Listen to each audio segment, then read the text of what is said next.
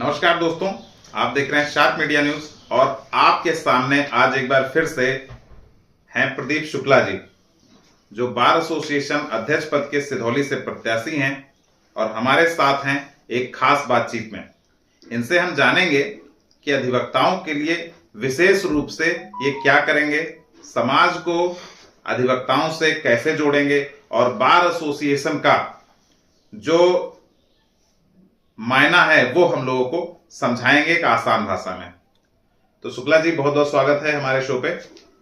आप ये बताइए कि बार एसोसिएशन का जो अध्यक्षी पद का चुनाव आपने लड़ने के लिए सोचा है जी, इसमें मतलब आप क्यों उतर रहे हैं, क्या चाहते हैं आप, क्या आपका विजन है जो अधिवक्ताओं के लिए आप करना चाहते हैं और पहले से नहीं हुआ है, उस बात को जरा हम लोगों को समझाएं। अधिवक्ताओं के मान सम्मान स्वाभिमान को सरकारों द्वारा पहुंचाई जा रही ठेस से मैं आहत हुआ और अपने अधिवक्ता बंधुओं ने जो मेरे ऊपर भरोसा जताया कि आप अध्यक्ष बन करके हमारी आवाज़ बन सकते हो, इसलिए हम बार एसोसिएशन सिधौली से अध्यक्ष पद के प्रत्याशी हैं। शुक्ला जी, ये भी बताइए, आप पहले भी पूर्व में महामंत्री रह चुके हैं और आपके जो आपका परिवार है वो भी राजनीति से जुड़ा रहा है, तो उसको आप कैसे देखते हैं और मतलब राजनीति को और अधिवक्ताओं को क्या अलग अलग देखते हैं या एक दूसरे से जुड़ा हुआ देखते हैं? समाज में पैदा हुआ व्यक्ति राजनैतिक भी होता है, अधिवक्ता भी होता है।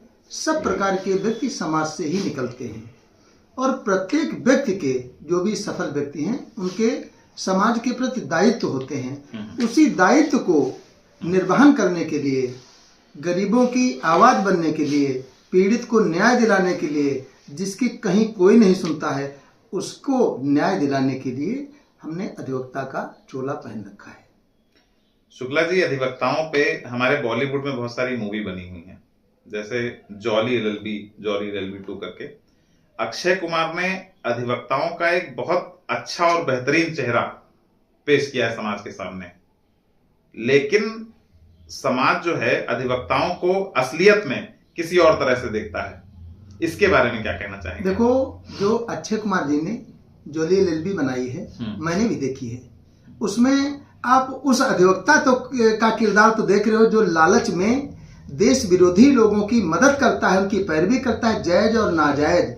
लेकिन उसी पिक्चर में, उसी में एक दृश्य है कि उसका जो 90 साल का पिता स्ट्रेचर पर ट्राईसाइकिल पर बैठा हुआ है, उसने ये सब देख करके और अपने बेटे से क्या इशारा करता है, बस करो।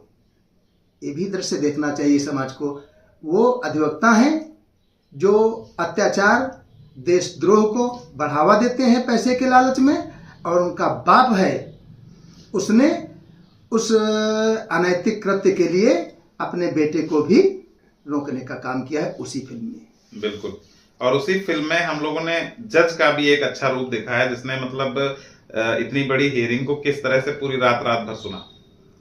जो जज साहबान होते हैं, हमारे माननीय न्यायमूर्ति महोदय होते हैं, वो भी हमारे ला करके और फिर वकील होते हैं, और वकील होने के पश्चात ही वो जज की पद पर आसीन होते हैं, सुशोभित होते हैं। इसलिए उनको, वकील को जज से या जज को वकील से अलग करके देखना ये समाज की नादानी होगी।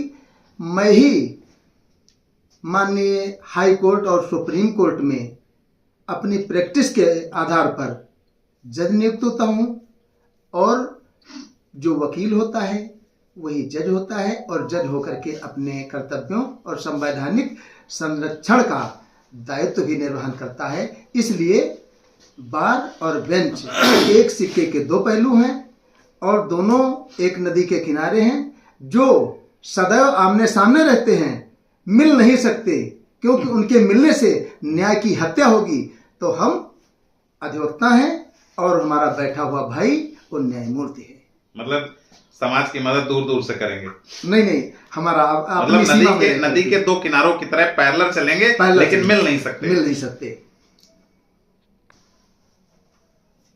वकील साहब, एक और बात देखिए, जो तहसील स्तर की वकालत होती है बहुत ही ग्राउंड लेवल से जुड़ी होती है जी। बहुत सारे गरीब आदमी आते हैं और मुझे लगता है कि ज्यादातर जमीन से संबंधित मामले होते हैं जी।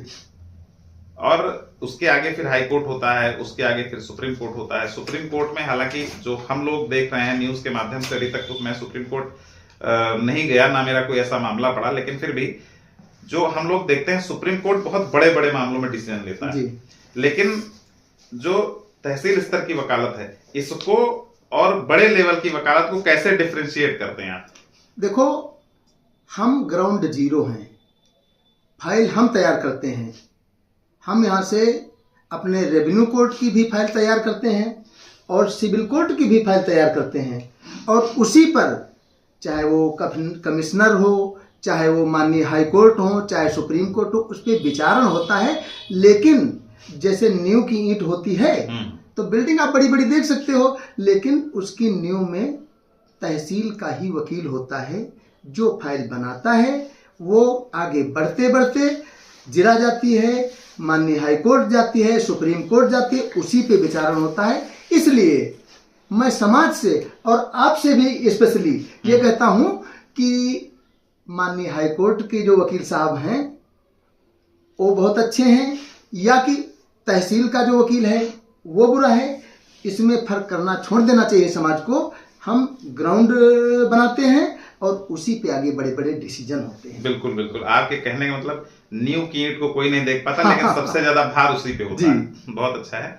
और एक बात और शुक्ला जी, ये हमें बताइए कि जो तहसील लेवल की जो मतलब वकालत है वहां पे जो लोगों का रस रहता है, जो वहां का परिसर होता है, उसकी क्या जिम्मेदारी कोई बार काउंसिल की बनती है क्या? जैसे बैठने की व्यवस्था को लेकर के या और वकीलों के बैठने की व्यवस्था को लेकर के थोड़ा सा जो अभी तक देखा गया है वो थोड़ा सा अनमैनेज टाइप का दिख रहा है, तो क्या इसकी तरफ भी कोई कदम बढ़ाएंगे? हाँ, इसकी तरफ हमारी बार एसोसिएशन सिधौली में सबसे पहले आपको देखना चाहिए कि एक समय सुशीला सरोज जी सांसद हुआ करती थी, तो हमारे अधिवक्ता बंधु ही उनके पास गए और वादकारी विश्रामालय के नाम से बिल्डिंग आई। वकील को क्या चाहिए? वकील को तो एक कुर्सी चाहिए और वो जहां बैठेगा वादकारी ही तो बैठेंगे। तो जो भी बैठने की सीटिंग की हम मांग करते हैं प्रशासन से अथवा सांसद से, विधायक से, अभी हमारे पूर्व सांसद कौशल किशोर जी ने एक हाल बनवाया तहसील सिधौली में, तो क्या उसमें केवल वकील ही बैठता है? अरे जब हमारे सारे वादकारी बैठते हैं तब मैं एक कुर्सी डाल के बैठता हूं। तो ये सारा समाज के लिए ही हम करते हैं।